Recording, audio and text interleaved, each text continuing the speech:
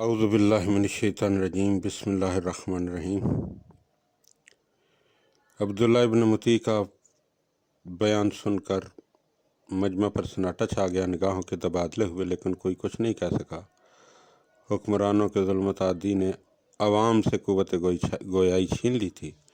لوگ نیچی نگاہ کے ساتھ چپ بیٹھے رہے۔ ابن مطیع اپنی گفتگو کا یہ اثر دیکھ کر دل ہی دل میں بڑا اطمینان محسوس کر رہا تھا۔ ایک چوڑے شانوں والا بلند قامت جوان اٹھ کھڑا ہوا اور اس نے حاکم کی آنکھوں میں آنکھیں ڈال کر درستی سے ٹوکا، ابن مطیع، یہ تم کس قسم کی گفتگو کر رہے ہو؟ تم سیرت عثمان کا تذکرہ تو کرتے ہو لیکن امیر المومنین علی مرتضیٰ کا نام بھی نہیں لیتے، لہذا تم خوب غور سے سن لو۔ اگر تم واقعی عوام کی بھلائی کے خواہاں ہو تو اعلان کرو کہ تم سیرت امیر المومنین علی ابن ابی طالب پر چلو گے، کیونکہ وہی پیغمبر کی سیرت اور عین اسلام۔ مجمع پر ایک بار پھر گہرا سناٹا طاری ہوا، مگر اس بار ابن مطیع بھی شامل تھا، جو اس جوان کی جرت پر لمحے بھر کو ساکت رہ گیا۔ پھر شہد کی مکھیوں کی سی بنبناہٹ کے ساتھ لوگ دبی زبان میں اظہار خیال کرنے لگے اور برہمی کی ایک لہر سی ابن مطیع کو اپنی جانب بڑھتی ہوئی اور پھیلتی ہوئی نظر آئی۔ اس کے پہلو میں کھڑے کوتوال نے عوام کی بے چینی کو محسوس کر لیا اور دبی زبان میں ابن مطیع سے سرگوشی کی۔ اس وقت یہی بہتر ہے کہ لوگوں کی وقتی طور پر تائید کر دی جائے۔ حالات قابو میں آ گئے تو فتنے کی جڑ ہی اکھاڑ پھینکیں گے۔ ابن مطیع سیاست کا پرانا کھلاڑی تھا، اسے بھی عوام کے بدلتے ہوئے تیوروں کا اندازہ ہو گیا تھا۔ اس نے کوتوال کے مشورے پر عمل کرنے میں ہی بہتری سمجھی اور فوراً بات بدل دی۔ اگر تم لوگ یہی بہتر سمجھتے ہو تو مجھے کیا اعتراض ہے کہ میں سنت عثمان پر چلوں یا علی مرتضیٰ کی پیروی کروں؟ میرا مقصود تو اصلاح احوال کے سوا کچھ اور نہیں ہے۔ حالات کی کروٹ نے بنو امیہ کو لوگوں کی نگاہوں میں گرا دیا تھا۔ وہ تبدیلی اور انقلاب کے خواہاں تھے، انہیں علی مرتضیٰ کا دور ابھی بھولا نہیں تھا۔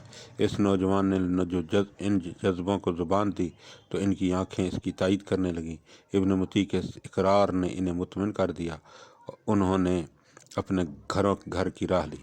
تنہائی میسر آئی تو ابن مطیع نے کوتوال سے پوچھا، بھرے مجمع میں مجھ پر اعتراض کرنے والا یہ گستاخ کون تھا؟ ابراہیم ہے، مالک اشتر کا بیٹا، کوتوال نے بتایا۔ وہ مالک اشتر جسے علی نے بہت سر چڑھا رکھا تھا اور اس کے بارے میں کہتے تھے کہ مالک اشتر اسی طرح سے میرا قوت بازو ہے جس طرح میں پیغمبر کے لیے تھا۔ ابن مطیع نے بتایا کہ آپ نے درست اندازہ لگایا، وہی مالک اشتر، اور یہ ابراہیم بھی علی ابن ابی طالب کے شاگردوں میں سے ہے۔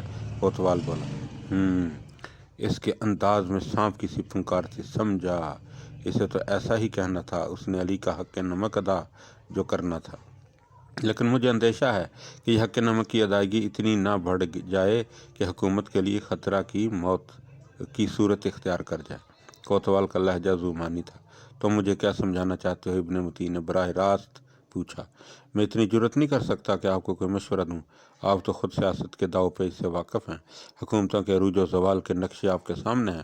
میں آپ کے علم میں لانا چاہتا ہوں کہ یہ جوان ابراہیم بڑا جرت مند اور مانا ہوا شجاع ہے، یہ اپنے قبیلے کا سردار بھی ہے۔ اس کی جرت آزمانے کو کسی شخص نے بے خبری میں اسے عقب سے جا لیا۔ ابراہیم نے اپنی جگہ سے جنبش تک نہیں کی، نہ ہی اس کے منہ سے گھبراہٹ میں کوئی آواز نکلی، صرف اس نے گردن پھیر کر پوچھا کہ وہ کون ہے اور کیا چاہتا ہے۔ وہ اپنے باپ مالک اشتر کی طرح ہی شجاع اور رموز حرب سے واقف ہے، علی کی توصیف میں بہت مبالغہ کرتا ہے اور حسین کے ماننے والوں میں سے ہے۔ میں تمہاری دور اندیشی کی داد دیتا ہوں، میں خوب اچھی طرح سے جانتا ہوں اس قسم کے لوگوں کی اصل جگہ کہاں۔ ابن مطیع نے سر ہلایا۔ میرا خیال ہے کہ یہاں ایسے ہی خیالات رکھنے والے اور لوگ بھی ہوں گے۔ جی ہاں، سب سے بڑا خطرہ تو مختار ابن ابی عبیدہ ثقفی ہے، جو اتنا خبتی ہے کہ خون حسین کا انتقام لینے کی بات کرنے کے علاوہ کوئی اور بات ہی نہیں کرتا۔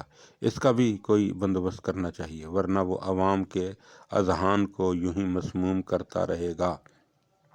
کوتوال نے زہر اگلا۔ اچھا، میں نے بھی سنا ہے کہ وہ کھلم کھلا حسین علیہ السلام کے خون کا انتقام لینے کی بات کرتا ہے۔ میرا خیال ہے کہ پہلے اسی کا بندوبست ہونا چاہیے، بلکہ ایک دو ایسے اقدامات کرنے ہی ہوں گے جو عوام الناس کو حکومت کی پالیسی سمجھا دیں اور ان کے دلوں پر ایسی دھاک بیٹھ جائے کہ وہ کسی سرکش کے کہنے میں آ کر سر نہ اٹھا سکیں۔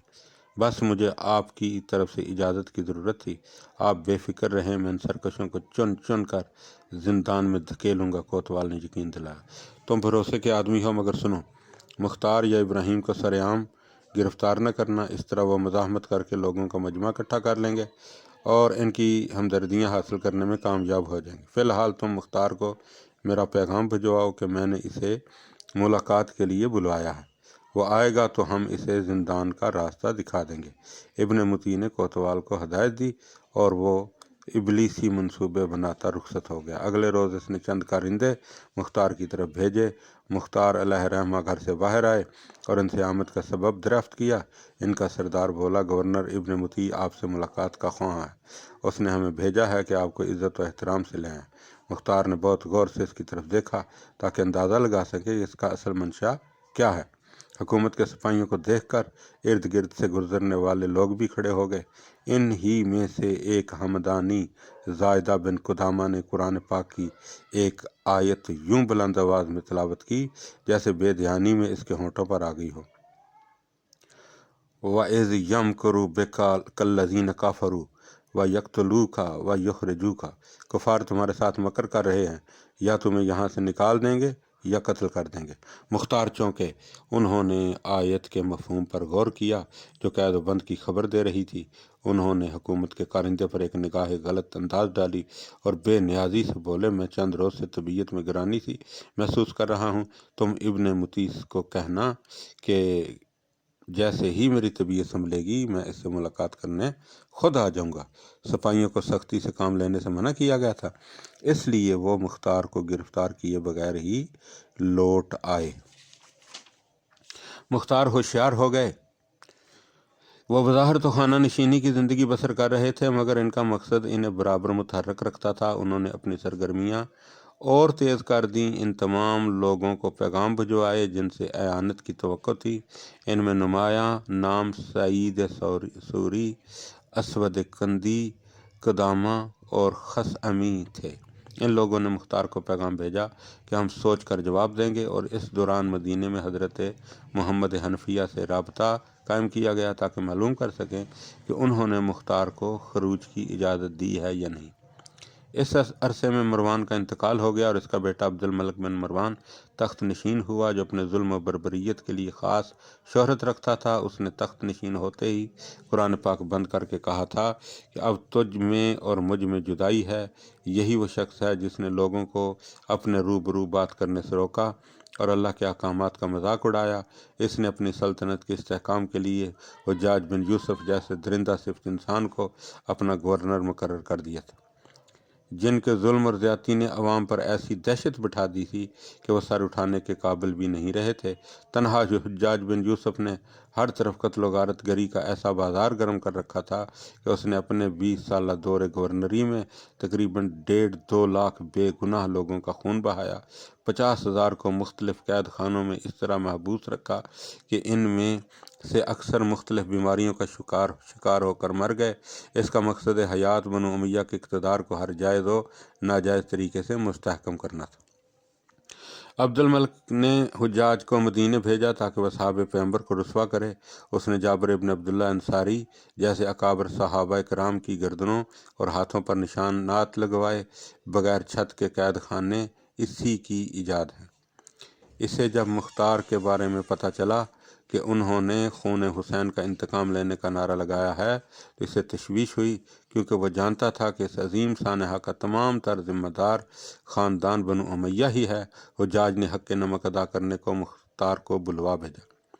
مختار جواباً انکار کر کے اس کی دشمنی مول نہیں لینا چاہتے تھے، اس لیے انہوں نے دمشق جانا ہی مناسب خیال کیا۔ جیسے ہی انہوں نے حجاج کے روبرو پیش کیا گیا، اس نے حقارت سے کہا، ابن ابی عبیدہ، سنا ہے تم جگہ جگہ کہتے پھرتے ہو کہ تم خون حسین کا انتقام لوگے۔ میری بساط ہی کیا ہے جو میں یہ دعویٰ کروں؟ ہاں، مجھے اپنے مولا امیر المومنین علی ابن ابی طالب کے قول پر یقین راسخ ہے، جو بچے بچے کی زبان پر ہے، کہ وہ خوش نصیب ہی میں ہی ہوں جو خون حسین کا انتقام لے گا۔ مختار نے مسکرا کر جواب دی۔ حجاج نے شدت غضب سے ہونٹ چبائے۔ مختار تم جانتے ہو میری تلوار سرکشوں کے سر و تن میں جدائی ڈالنے کی خوگر ہے، اگر تم اپنے ان باطل دعووں سے دستبردار نہ ہوئے تو میں تمہیں اپنے قدموں سے واپس جانا نصیب نہیں ہوگا۔ مختار نے ایک نگاہ غلط انداز اس پر ڈالی اور اپنے لہجے میں اعتماد اور عدم بھر کر بولے، اے حجاج، خدا کے حکم سے میرے لیے یہ مقدر ہو چکا ہے کہ میں حسین علیہ السلام کے خون کا بدلہ لوں اور ان کے قاتلوں کو چن چن کر جہنم واصل کروں۔ تیری تلوار تو مجھے چھو بھی نہیں سکتی، لیکن انشاءاللہ میں بنو امیہ کے لیے ملک خدا تنگ کر دوں گا اور زمین کو ان کے خون سے لالہ زار بناؤں گا۔ حجاج نے مختار کے اس بے خوف یقین کو قدر حیرت سے دیکھا اور کہا لگا کر بولا، کسی بھول میں نہ رہنا مختار، تمہارے جس سر میں یہ سودا سمایا ہے وہ ابھی اڑتا ہوا نظر آئے گا اور تمہارا جسم تمہارے ہی خون میں تڑپے گا۔ اس نے ارد گرد مستعد کھڑے ہوئے چوبداروں کی طرف دیکھا اور متوجہ ہوئے تو اس نے تحکم آمیز لہجے میں کہا، جلاد کو بلاؤ۔ چند لمحے نہیں گزرے تھے کہ جلاد حاضر خدمت ہوا۔ اس گستاخ کی گردن مارنے میں ایک پل کی دیر نہیں ہونی چاہیے، حجاج نے رعب سے کہا۔ جلاد پلٹا تو حجاج غصے سے آگ بھگولا ہو گیا۔ تعمیل میں تاخیر کیسی؟ حضور، جلاد کی تلوار مال خانے میں ہے اور اس کی چابی دستیاب نہیں ہو رہی۔ محتمم نے ڈرتے ڈرتے اطلاع دی۔ حجاج جھنجھلایا اور قریب ہی بیٹھے ہوئے اپنے ایک مصاحب سے بولا، دیکھتے کیا ہو، تمہاری تلوار آخر کس طرح کام آئے گی؟ وہ لپک کر آگے کر اٹھا، تلوار بے نیام کرتے ہوئے وہ مختار کی طرف بڑھا، لیکن یکا یک وہ لڑکھڑایا، تلوار اس کے ہاتھ سے چھوٹی اور اس نے کراہتے ہوئے اپنا پاؤں پکڑ لیا۔ بھرے مجمع نے دیکھا کہ اس کے پیر کے انگوٹھے سے ایک زہریلا بچھو لپٹا ہوا ہے۔ مختار کے ہونٹوں پر ایک بے نیاز مسکراہٹ طلوع ہوئی۔ اے دشمن خدا، سب کچھ تیرے ہی اختیار میں نہیں ہے کیا تو نے نہیں دیکھا؟ مارنے والے سے بچانے والا زیادہ طاقتور ہے۔ تو ہر ہیلہ آزما لے، تو مجھے قتل نہیں کر سکتا، کیونکہ ابھی اس مقصد کی تکمیل نہیں ہوئی جس کے لیے مجھے پیدا کیا گیا ہے۔ صورتحال کی ابوالعجبی نے حجاج کو دیوانہ سا کر دیا۔ وہ غرایا، حکم کی تعمیل کی جائے۔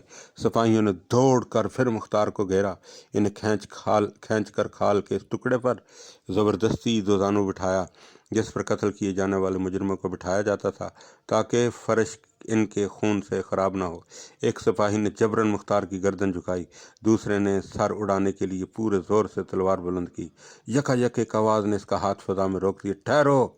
تلوار مختار کی گردن سے چھونے بھی نہ پائی۔ یہ ایک قاصد کی للکار تھی جو عین اسی لمحے دربار میں داخل ہوا۔ مختار کو تلوار کی زد میں دیکھ کر چلایا تھا۔